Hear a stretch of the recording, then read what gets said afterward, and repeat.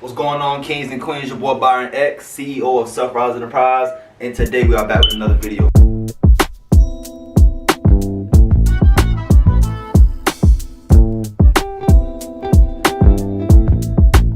And today we are going to be going over a book review, man. Something a little different. But today I'm not going to do it like everybody else. I'm actually going to give you 5 lessons from Rakim's Don't Sweat the Technique. You know what I'm saying? Basically a biography of his life and basically everything that he's been through, all the lessons that he's learned in life. Well, a lot of lessons that he put into the books. I'm not saying he, gave all his lessons away, but he gave a good amount of game to which we can take and we can apply to our life. I got 5 good ones for y'all, man. So I'm about to go ahead and go through these bangers, give y'all these gems, give y'all these keys, man, give y'all this value. Before we start this video, make sure you like, comment, subscribe, and go ahead and explain everything that you guys need to learn, what you can learn from Rakim and his book that he wrote. I recommend you guys go get it. I might get paid for this. There's no affiliate links. You have to go to Amazon and get it yourself. I'm just pushing Bros Movement because the book was absolutely amazing. Without further ado, let's not waste no more time. Let's get into it. So, number 1 is power in information, right? So, there is true power in information. This is literally everything that I believe in my life. That's religion for me. If something that I don't know, it's a weakness to me. If I don't know certain things, I want to know it. I gotta go get that information to get more power, get more leverage, to get more experience with the decision that I'm about to make. You know what I'm saying? Have a one-on-one with that decision. You feel me? So my thoughts don't take me somewhere in life that's inaccurate with what I feel. You know what I'm saying? Because I'm ignorant with information. So by me having the information on myself, my history, and my background, and what happened to my grandparents' life, what happened to my great-granddad's life, you know what I'm saying? What part of the United States did they come in from slavery? These things are very important, man. And then not even on top of that, where did they come from before they even got to the U.S.? What part of Africa? West Africa, Central Africa, you know what I'm saying? Southern Africa, like what part do we originate from? What part do I originate from? Having this information, having the power of this information can change your entire life and can change actually generations behind you, because by you tapping into that information, going to be the detective, you know what I'm saying, to tap into your hidden history, you were able to figure out true meanings behind yourself, unlock a whole different dimension within your mind. You know what I'm saying? So let's go ahead and break that down, what I mean by that, right? So power in information is talking about how Rakim, when he was coming up in New York, you know what I'm saying, there was a lot of Muslims. There was a lot of 5% Muslims, gods and earths, right? So 5% Nation is an extension of the Nation of Islam. 5% Nation is like a rebellious stepchild to the Nation of Islam, but it's all under one teaching, which was Elijah Muhammad. The leader of 5% Muslims was a brother named Clarence 13, right?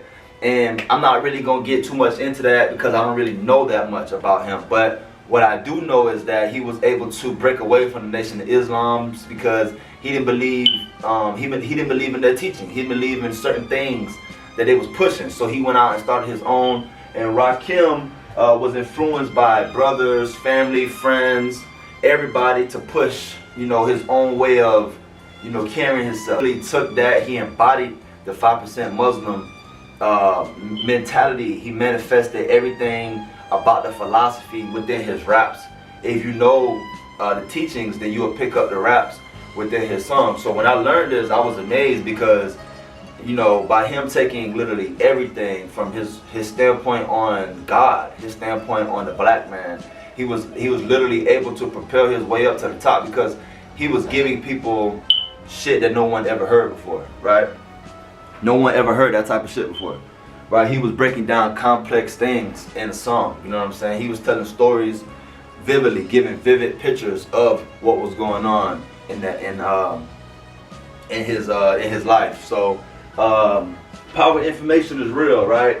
5% Muslims basically gave him the tools and the knowledge and the information to paint a picture of straight game. He gives straight game in his lyrics, and if you really pay attention, he's literally teaching like a philosopher, or he's literally learning the lessons from 5% Nation, and then he's really kicking out to the nations, you know what I'm saying, kicking out to the gods and the earths.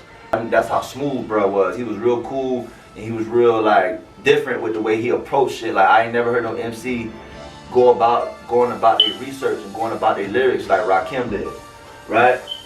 So that's number one, power and information. Number two is study the greats and their ways, right? So one thing that stood out to me was he took from multiple cultures. He didn't just, you know, have that perception to stay within that world, that two-dimension world, that, you know what I'm saying, like that one way of thinking, you know what I'm saying? Like he was multi-dimensional with his way of thinking. Like he was able to take on multiple greats. Like for instance, he took on Bruce Lee, right? How Bruce Lee threw one punch.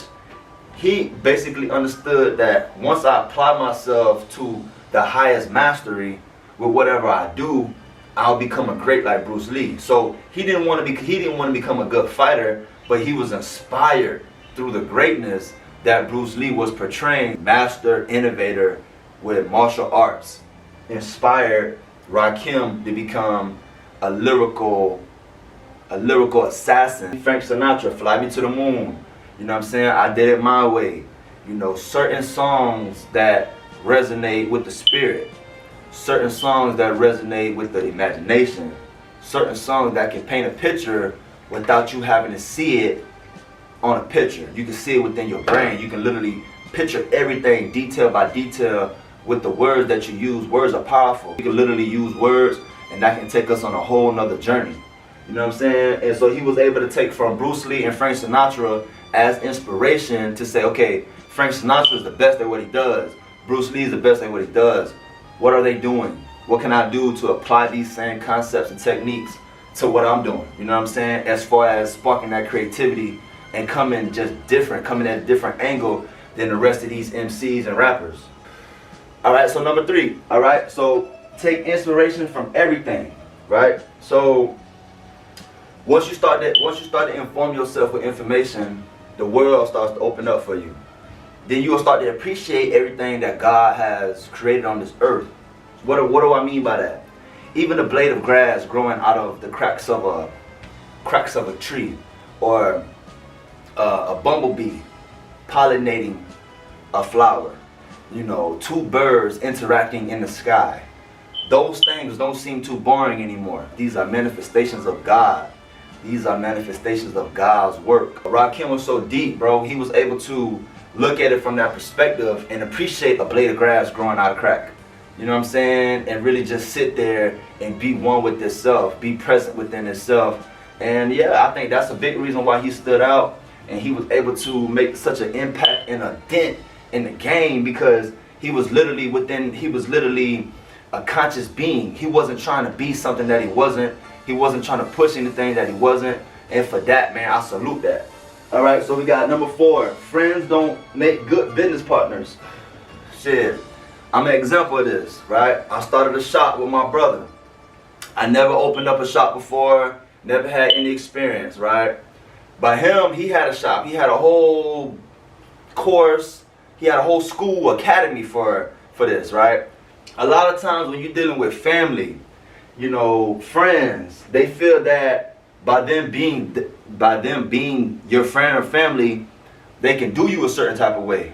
And when they do that, they don't realize that they're burning, one, they're burning their face, and two, they're burning the bridge, right? And when you burn that bridge with me, I ain't got no contractor. There's no contractor. There's no motherfucking insurance. You feel what I'm saying? Like, once you show me that it ain't what it is, I'm gonna cut your ass off. I'm gonna stop fucking with you. You know what I'm saying? Because my loyalty runs deep and my love is deep. You feel me? But fear is stronger than love. Remember that. Fear is stronger than love. All the love you show don't mean shit when it comes to fear. And guess who I got that from? Fear is stronger than love. Remember that. Fear is stronger than love. All the love I gave didn't mean nothing when it came to fear. So it's all good. But I'm a soldier. I always survive. I constantly come back.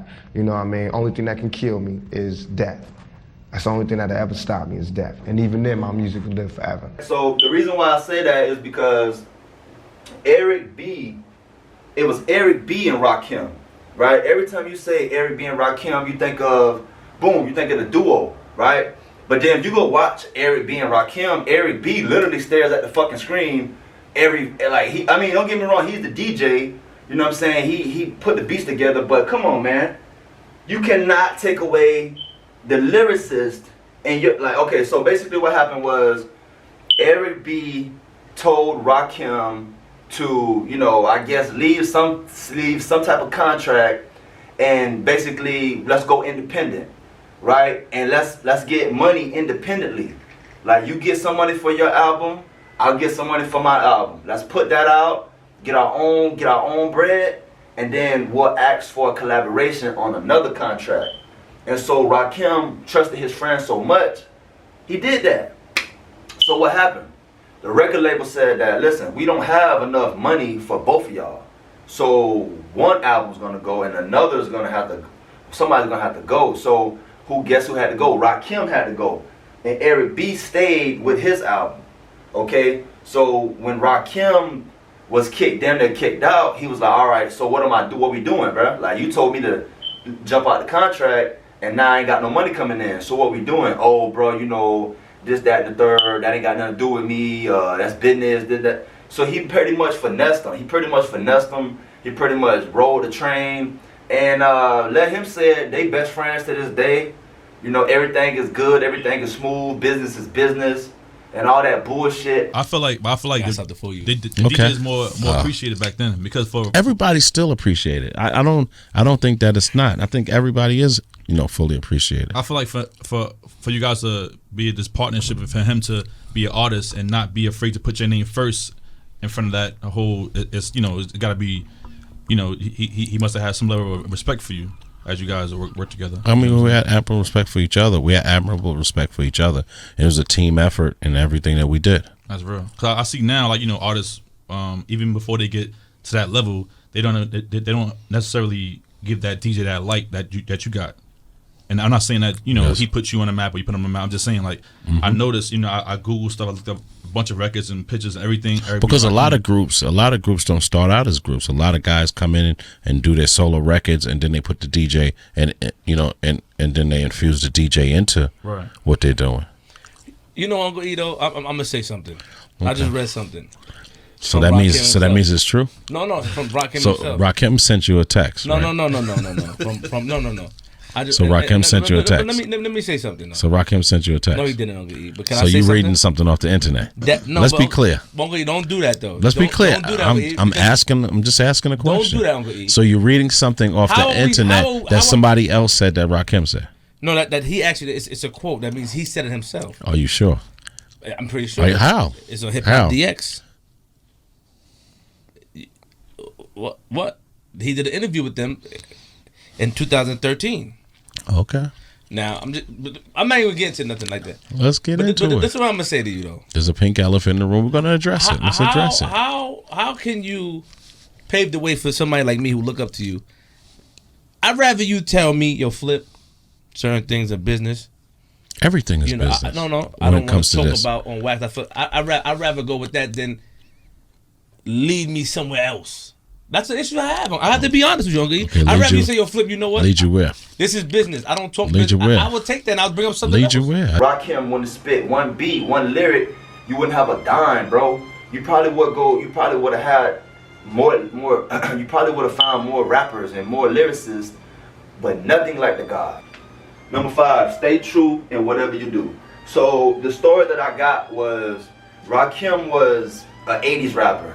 Kicking that knowledge, kicking philosophy, kicking how big the earth is, how round the earth is, you know what I'm saying? Who is the true God? All these different topics within his lyrics. When the 90s came, the Snoop Dogg, NWAs came, that gangster rap, fuck the police, kill cops on sight, all this other shit came out, all this gangster rap music started to come out, and basically the record labels were asking Rakim to start telling some New York stories about some killers and gangbangers and robbers and hoodlums, and they wanted to hear them the stories of the goons and goblins. Rakim was so true to himself, he was like, nah, that ain't what I talk about, and that ain't what I live. My partners live that life. I don't live that life.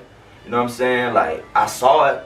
You know what I'm saying? He used to hang around the real 50 Cent, but And then Dr. Dre wanted him to talk about that. Hey man, tell me a story about the real 50 Cent, how I was on the block.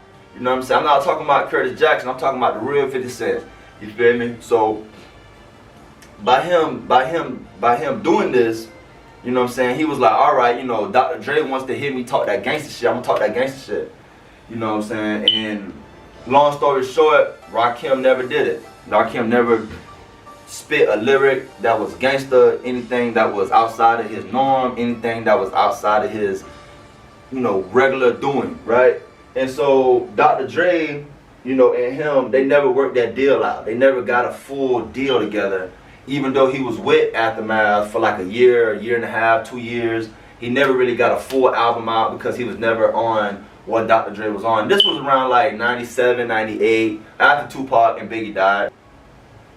With the 5 lessons that I learned from Rakim, Don't Sweat the Techniques, it was power is information. 1, study the greats in their ways. 2, take inspiration from everything. 3, friends don't make good business partners.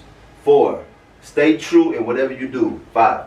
Now, number 4, I'm not gonna say that every friend. I'm saying specific, like specific situations under specific circumstances. This shit does not go. Like business partners, family, friends, just don't make sense. Like Biggie said, he said money and blood don't mix like 2 dicks with no bitch. Find yourself in serious shit. That's what I got today, man. I got 5 lessons from Rakim. I appreciate y'all watching. Make sure y'all like, comment, subscribe down below. Hit the bell for notifications so that way you catch all the videos that I'm dropping. One love.